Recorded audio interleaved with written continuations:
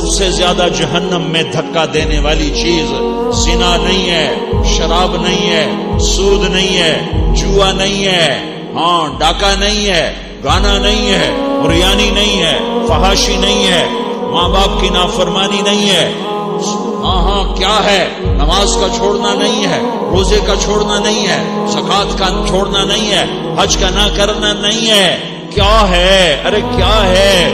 اور میرے نبی کا سنو، وَهَلْ يَكُبُّ النَّاسُ فِي نَارِ جَهَنَّمَ إِلَّا حَصَائِدُ أَلْسِنَتِهِمْ معاذ، او معاذ جبل کے بیٹے، ثقلتک امک یا ابن جبل، ثقلتک امک یا ابن جبل، جبل کے بیٹے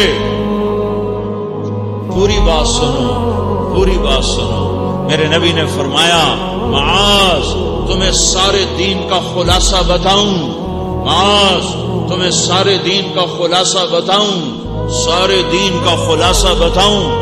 اجل یا رسول اللہ، یا ما ہوا یا رسول اللہ، وہ کیا ہے یا رسول اللہ؟ ضرور یا رسول اللہ۔ تو آپ نے مجھے دیکھو، آپ نے زبان باہر نکالی ہے، ایسے زبان باہر نکالی ہے، یہ نہیں کہا زبان پہ قابو پاؤ، ایسے زبان باہر نکالی اور یوں پکڑا، دیکھ رہے ہو؟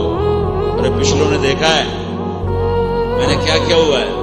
زبان کو پکڑا ہوا ہے۔ زبان قابو میں رکھ، زبان قابو میں رکھ، نفس کو سب سے زیادہ گندا کرنے والی